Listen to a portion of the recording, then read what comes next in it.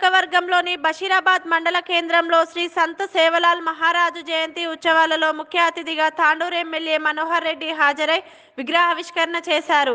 అనంతరం ఎమ్మెల్యే మాట్లాడుతూ సంతు సేవలాల్ మహారాజ్ కేవలం గిరిజనుల ఆరాధ్య దైవం మాత్రమే కాదని అందరికీ ఆరాధ్యుడేనని అన్నారు. తాండూరులో 2 కోట్లతో బంజారా భవన్ ఏర్పాటు చేసే విధంగా కృషి చేస్తామని, వచ్చే సంవత్సరం మనమందరం నూతన భవన్లో సేవలాల్ జయంతి వేడుకలు జరుపుకుందామని హామీ ఇచ్చారు. అలాగే నేటి యువత సంత్ సేవలాల్ను ఆదర్శంగా తీసుకొని వారి అడుగుజాడల్లో నడవాలని అన్నారు. ఆ రోజు సేవలాల్ మహారాజ్ గారే వారి సంకల్పం ఒకటే, మా గిరిజన సోదరులు ఎవరు కూడా మద్యానికి బానిసలు కావద్దు, వేరే దురాక్రమణకు చెడు అలవాట్లు ఎవ్వరు కూడా ఉండొద్దు, మంచి అలవాట్లతోని వారు కూడా సమాజంలో అందరితో ఉండాలని చెప్పి ఎన్నో కళలు కన్నాడు. మన కోసం కళలు కన్నటువంటి గొప్ప మహానుభావుడు. వారి విగ్రహాన్ని పెట్టడం కాకుండా ఇక్కడ ఉన్నటువంటి గిరిజన సోదరులకు నేను ఒకటే చెప్తా ఉన్నాను, చదువుకున్నటువంటి విద్యార్థులు ఉన్నారు, చదువుకున్నటువంటి యువకులు ఉన్నారు.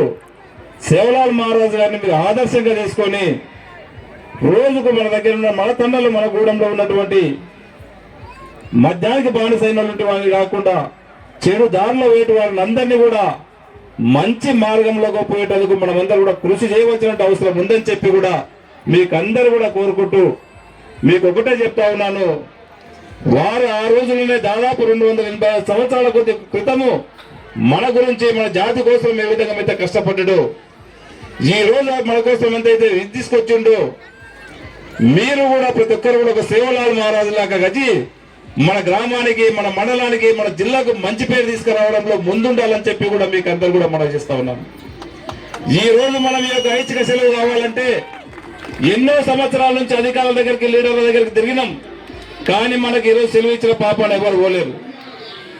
గౌరవ ముఖ్యమంత్రి గారిని మొన్ననే మీరు రామ్ నాయకులు గారి మాజీ ఎమ్మెల్సీ గారు రామ్ నాయకులు గారు వచ్చినప్పుడు మాకు ఫిబ్రవరి 15 నాడు మాకు సెలవు ప్రకటించాలని అన్నప్పుడు వారిని సీఎం దగ్గరికి తీసుకుపోవడం జరిగింది. ఖచ్చితంగా మా గిరిజన సోదరులు కూడా ఈ రోజు సెలవు దినంగా ఖచ్చితంగా ప్రకటించాలి. ఎందుకంటే ఈ రోజు రంజాన్ ముస్లిం సోదరులకు ఉన్నామని ఆ రోజు హాలిడే పెట్టుకున్నాం, క్రిస్టమస్ సోదరులకు ఈ రోజు ఒకటి హాలిడే పెట్టుకున్నాం. మా గిరిజన సోదరులు కూడా తప్పకుండా సెలవు కావాలంటే ఆప్షన్ హాలిడే ఇస్తాము, రాబోయే రోజుల్లో ఖచ్చితంగా ప్రకటిస్తామని చెప్పి మన ముఖ్యమంత్రి రేవంత్ రెడ్డి గారు చెప్పడం జరిగింది. దాంతో ఈ రోజు మొట్టమొదటిగా ఈ రోజు మనకు ఆప్షన్ హాలిడేగా ఇవ్వడము, దాంట్లో మనకందరూ కూడా సెలవు దినంగా ప్రకటించడము మీ అందరి తరపున మన ముఖ్యమంత్రి గారికి ధన్యవాదాలు తెలుపుతా ఉన్నాను. ఆ ధన్యవాదాలే కాకుండా ఈ రోజు మీకు అందరూ కూడా గమనించాలి, మన జిల్లాకు ఎప్పటి నుంచో గ్రామానికి మన ఖర్చుల కోసము ఇవన్నిటి కోసం 10 లక్షల రూపాయలు ఇచ్చేది. ఆ 10 లక్షల రూపాయలు కూడా సరిపోవు, ఖచ్చితంగా మన జిల్లాకు 50 లక్షల రూపాయలు కూడా కావాలని చెప్పి గౌరవ ముఖ్యమంత్రి గారిని కోరడం జరిగింది. తప్పకుండా వారు స్పందించి తప్పకుండా 10 లక్షలు కాకుండా పెంచుతాను వచ్చేసారని చెప్పి హామీ కూడా ఇవ్వడం జరిగింది. తప్పకుండా గిరిజన సోదరులు అంటే కూడా నాకు చిన్నప్పటి నుంచి మేము ఉన్నటువంటి గ్రామాల్లో కూడా నా చుట్టుముట్టు కూడా గిరిజన సోదరులే ఉన్నారు.